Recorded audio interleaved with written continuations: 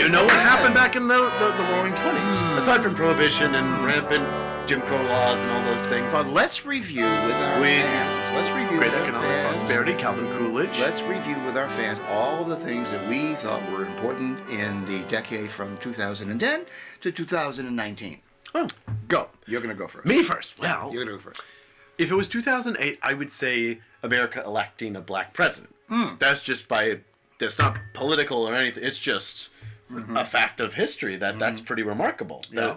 A country that was once enslaving people of his skin color was now letting him be their leader.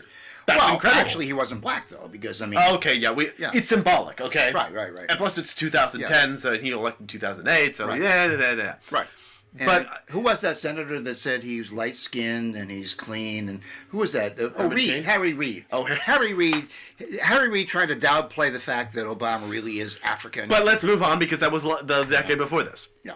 The 2010s, I think, are mostly going to be sort of the last chance. I think that they'll be looked as the last chance the millennials had to mark themselves as the young generation.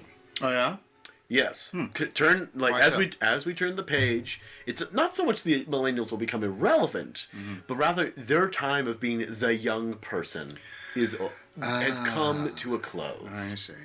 And now the next generation, mine, is here to The take Gen over. Zs. The Gen Zs are here. He's a Gen Z. So, in reflection, I think that this is sort of the decade of the millennials. I would say this, and you could argue For better or worse. you For mean. better or worse. This is the decade of the millennials. Yeah. And personally, You're right. I thought it was a great decade. I really had a great time. Not one bad year. I didn't have one year I didn't like this last decade. But you're not a millennial. So. No. And so just imagine what it'll be like when I'm in charge. So, what's your assessment of the millennials? Are they successful? Is it a good thing that they happened, or are they going to? Well, they happened. I mean, are they going to leave the world a better place for you guys?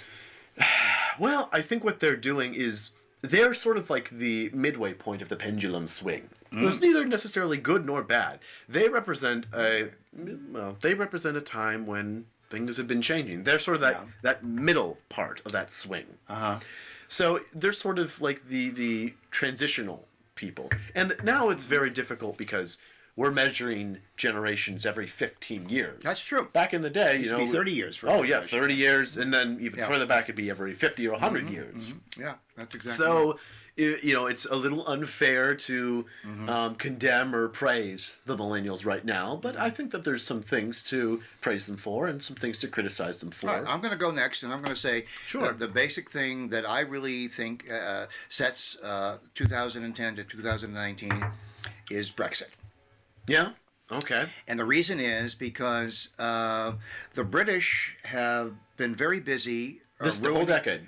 Yeah. But that only happened in No, 2016. I'm going to do the history thing. See, Brexit, the British have been very busy destroying the world with their empire.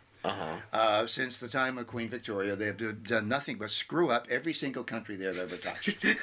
Starting with their own. Except America. Well, we kicked their butt out. We throw them out of here. Get out. Get out. You know.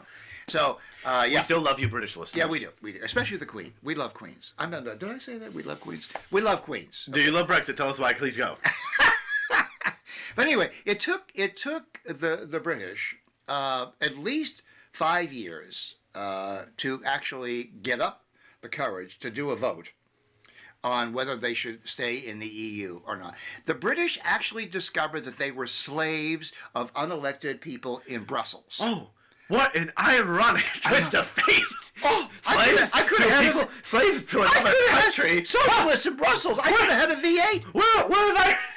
Where have I heard that before? No. One country controlling the other without any right of appeal?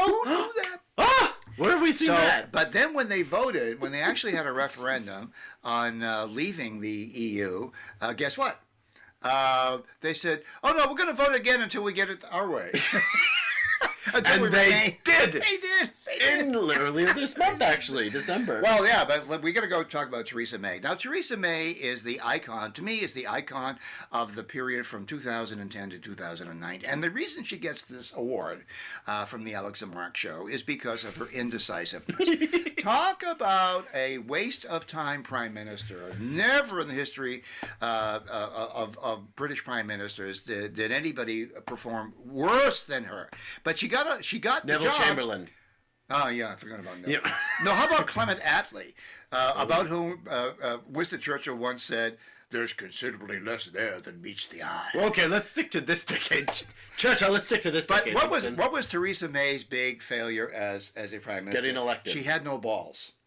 She had no balls. But the people said that she would leave the EU, and she fumbled and bumbled and nuanced her way. She didn't have like balls like Maggie Thatcher. Maggie had steel balls. She had big She had balls bigger than most of the English prime God, most yeah. of the prime ministers. Oh yeah, absolutely.